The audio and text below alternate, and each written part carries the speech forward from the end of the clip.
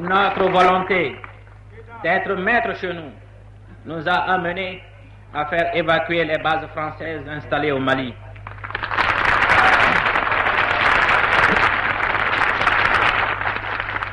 Car la présence des troupes de l'ex-puissance colonisatrice ne nous a-t-elle pas apparu comme l'expression d'une tutelle dans la défense de notre propre sécurité intérieure et extérieure?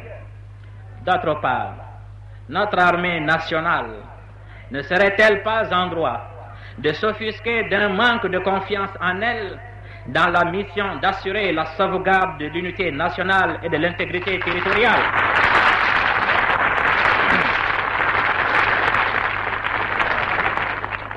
Nos adversaires ont tenté de nous créer la réputation de pays militarisés et agressifs à cause de notre équipement en matériel militaire et de la mobilisation de toutes les couches de la population pour veiller jalousement sur notre indépendance.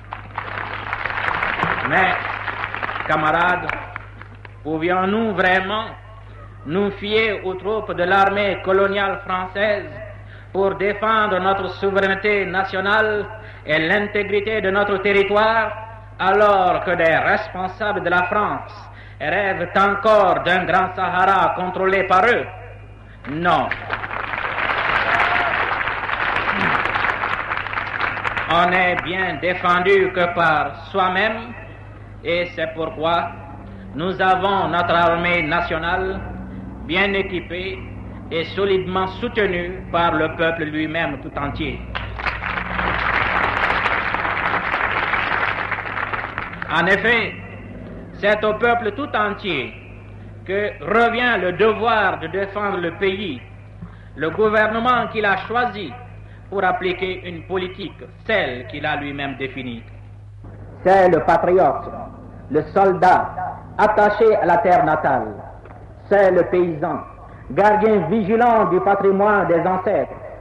C'est la fervente jeunesse, impatiente de hisser la patrie au rang des grandes nations libres. Ce sont les femmes mobilisées, désireuses d'assurer à leurs héritiers une vie radieuse sur une terre de liberté, qui permettent de donner au Mali de mener dans la confiance la lutte pour sa sécurité et son indépendance totale.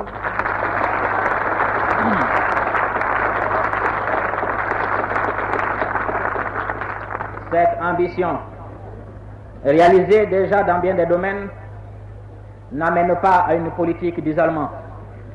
En effet, le Mali a clairement défini sa volonté de coopération avec tous les pays du monde, mais en particulier avec les peuples africains. Il a opté également pour le non-alignement sur un bloc militaire ou économique quelconque. Cette option, qui a l'adhésion du peuple tout entier, sauvegarde notre personnalité. C'est pour cette raison que les militants de l'Union soudanaise RDA n'ont rencontré que de l'enthousiasme chez les jeunes, à constituer partout les brigades de vigilance et les milices populaires. Chez les travailleurs, à proposer et à accepter des amputations importantes de leur traitement et l'abandon de tous les privilèges accordés par l'administration coloniale pour pouvoir les mieux associer à sa politique de domination. Comment ne pas admirer le geste magnifique de nos paysans qui ont accepté d'abattre le prix du riz pour le rendre compétitif sur tous les marchés? Pourquoi ne pas saluer nos commerçants qui, de leur côté, ont permis à l'Office des céréales et à la Somiex de jouer pleinement leur rôle? Cette confiance du peuple, née de la netteté de notre politique, va d'abord à notre parti, l'instrument qu'il s'est lui-même forgé. Cette prise de conscience est le résultat, parmi tant d'autres, de la primauté du politique sur l'administration, du parti sur tous les organismes de la nation. Le parti, voilà la clé des problèmes.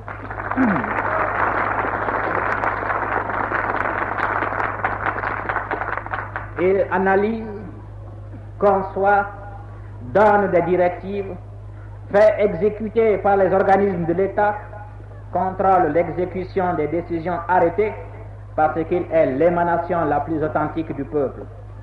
L'erreur ne serait plus celle d'un homme, d'une équipe, mais de tout le peuple, ce qui est source de stabilité. Parce que l'Union soudanaise RDA, par son organisation solidement structurée, tient en main l'ensemble des populations. Les personnes mal informées parlent de dictature au Mali. En effet, au Mali, il y a une dictature, mais c'est celle du peuple.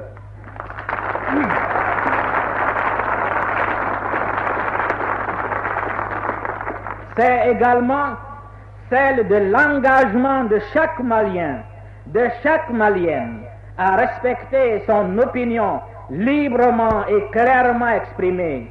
C'est celle de son serment de faire le Mali libre et prospère et de contribuer très largement à la libération et à l'unification de l'Afrique.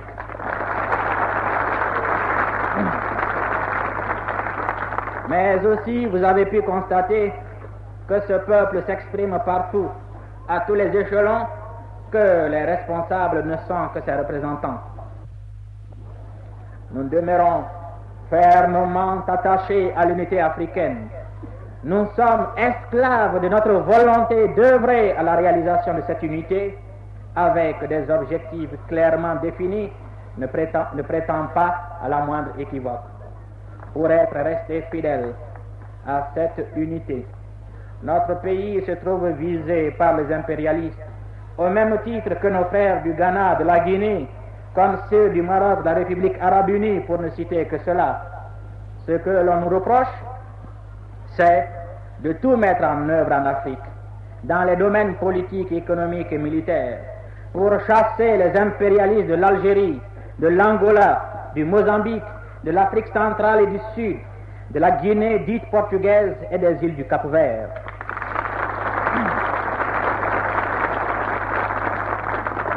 Notre crime, c'est le vôtre, c'est également celui de tous les pays africains qui ne peuvent souffrir qu'une parcelle quelconque de notre continent demeure encore sous domination coloniale.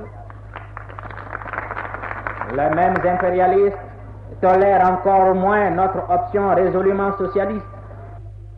Notre volonté de rester en dehors des blocs est impensable aux yeux de ceux qui ne veulent voir à travers nos jeunes nations que des colonies habillées du clinquant de l'indépendance nominale.